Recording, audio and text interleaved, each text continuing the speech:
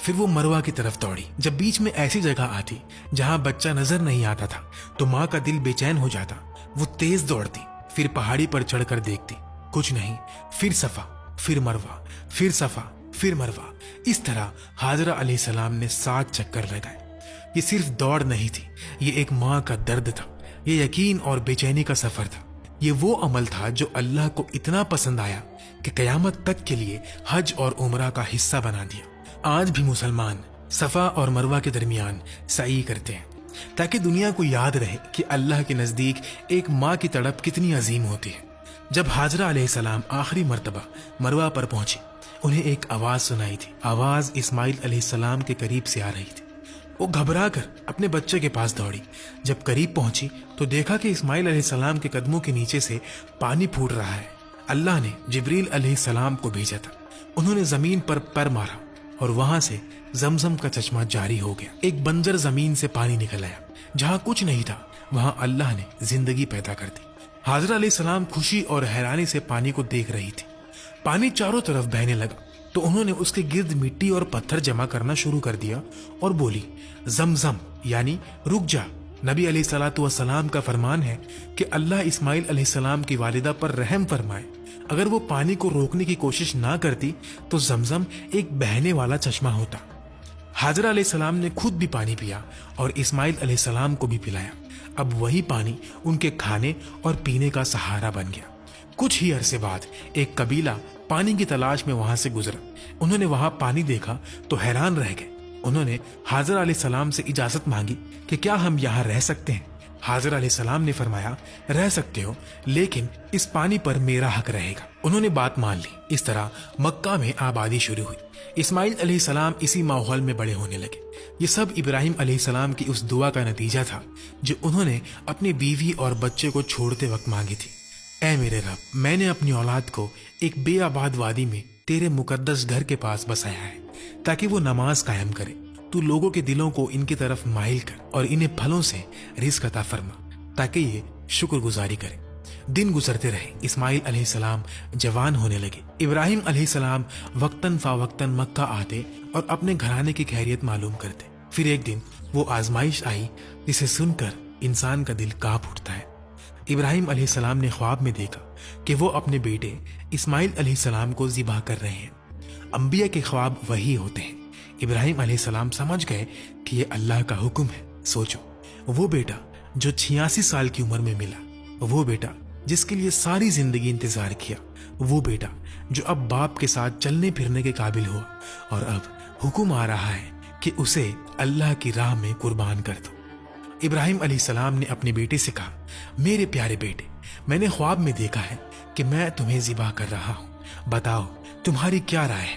انہوں نے کہا، اے ابا جان، آپ کو جو حکم دیا گیا ہے اسے پورا کیجیے، انشاءاللہ آپ مجھے صبر کرنے والوں میں پائیں گے۔ باپ بھی اللہ کے حکم پر راضی، بیٹا بھی اللہ کے حکم پر راضی، دونوں چل دیے۔ اسماعیل علیہ السلام نے کہا، ابا جان، جب آپ مجھے ذبح کرنے لگے تو میرا چہرہ زمین کی طرف کر دیجیے تاکہ آپ میری شکل دیکھ کر کمزور نہ پڑ جائیں۔ ابراہیم علیہ السلام نے اپنی آنکھوں پر پٹی باندھی، چھری اٹھائی اور اللہ کے حکم کو پورا کرنے کے لیے اپنے بیٹے کی گردن پر چلا دی، لیکن چھری نے گردن نہ کاٹی۔ ابراہیم علیہ السلام نے زور لگایا، پھر ایک آواز آئی۔ جب انہوں نے پٹی کھولی تو دیکھا کہ اسماعیل علیہ السلام دور کھڑے مسکرا رہے ہیں اور ان کی جگہ ایک دمبا ذبح ہو چکا ہے۔ اللہ نے ابراہیم علیہ السلام کو آزمایا تھا اور ابراہیم علیہ السلام اس آزمائش میں کامیاب ہو گئے۔ اللہ نے ان کے بیٹے کو نہیں چھینا۔ اللہ ظالم بادشاہ نہیں، اللہ تو اپنے بندوں کو آزماتا ہے، انہیں بلند کرتا ہے، ان کا مقام دنیا کے سامنے ظاہر کرتا ہے۔ اللہ نے جبریل علیہ السلام کو بھیجا اور اسماعیل علیہ السلام کی جگہ جنت کا ایک دمبا قربان کر دیا۔ اس کے بعد اللہ نے ابراہیم علیہ السلام کی اس سنت کو قیامت تک کے لیے زندہ کر دیا۔ آج بھی دنیا بھر کے مسلمان عید الاضحیٰ کے موقع پر قربانی کرتے ہیں تاکہ ابراہیم علیہ السلام کی وفاداری، اسماعیل علیہ السلام کا صبر اور اللہ کے حکم کے سامنے جھک جانے کا جذبہ زندہ رہے۔ اس عظیم قربانی کے بعد اللہ نے ابراہیم علیہ السلام کو ایک اور خوشخبری دی۔ سارہ علیہ السلام کے ہاں اسحاق علیہ السلام کی پیدائش کی بشارت دی گئی۔ اس وقت ابراہیم علیہ السلام بہت بوڑھے ہو چکے تھے۔ سارہ علیہ السلام بھی عمر کے اس حصے میں تھی جہاں اولاد کی امید عام طور پر ختم ہو جاتی ہے۔ فرشتے آئے، انہوں نے ابراہیم علیہ السلام کو سلام کیا اور اسحاق علیہ السلام کی خوشخبری تھی۔ سارا علیہ السلام حیران ہو گئی اور کہنے لگی، کیا میں بچہ جنوں گی؟ حالانکہ میں بانجھ ہوں اور میرے خواہند بھی بوڑھے ہو چکے ہیں۔ فرشتہ کہنے لگے، اللہ کے فیصلے پر تعجب نہ کیجیے، یہ اللہ کی رحمت ہے، بے شک وہ قابل تعریف اور بزرگی والا ہے۔ ابراہیم علیہ السلام مکہ آتے رہتے تھے۔ ایک مرتبہ جب وہ اسماعیل علیہ السلام سے ملنے آئے تو فرمایا، اے میرے بیٹے، اللہ نے مجھے حکم دیا ہے کہ اس مقام پر اس کا گھر تعمیر کیا جائے۔ اسماعیل علیہ السلام نے فوراً کہا، ابا جان میں حاضر ہوں۔ پھر باپ اور بیٹے مل کر اللہ کا گھر تعمیر کرنے لگے۔ ابراہیم علیہ السلام بنیاد اٹھاتے، اسماعیل علیہ السلام پتھر لاتے، دونوں مل کر کعبہ کو بلند کر رہے تھے، اور اس کام کے درمیان ان کی زبان پر دعا تھی، اے میرے رب، ہماری اس محنت کو قبول فرما، بے شک تو سننے والا اور جاننے والا ہے۔ ہمیں اپنا فرما بردار بنا، ہماری اولاد میں سے بھی ایک فرما بردار امت پیدا فرما، ہمیں عبادت کے طریقے سکھا اور ہم پر رحم فرما، بے شک تو توبہ قبول کرنے والا اور رحم کرنے والا ہے۔ اے ہمارے رب، انہی میں سے ایک رسول بھیج جو ان پر تیری آیت تلاوت کرے، انہیں کتاب اور حکمت سکھائے اور انہیں پاک کرے، بے شک تو غالب اور حکمت والا ہے۔ یہی وہ دعا تھی جس کا نتیجہ صدیوں بعد محمد صلی اللہ علیہ وسلم کی صورت میں ظاہر ہوا۔ کعبہ کی تعمیر کے وقت اللہ نے جنت سے ایک پتھر بھیجا جسے حجر اسود کہا جاتا ہے۔ روایت میں آتا ہے کہ یہ پتھر پہلے نہایت سفید تھا، پھر لوگوں کے گناہوں کی وجہ سے کالا ہو گیا۔ جب کعبہ تعمیر ہو گیا، اللہ نے ابراہیم علیہ السلام کو حکم دیا، لوگوں میں حج کا اعلان کرو۔ ابراہیم علیہ السلام نے عرض کی، اے اللہ، میری آواز کس کس تک پہنچے گی؟ اللہ نے فرمایا، آپ کا کام آواز لگانا ہے، پہنچانا ہمارا کام ہے۔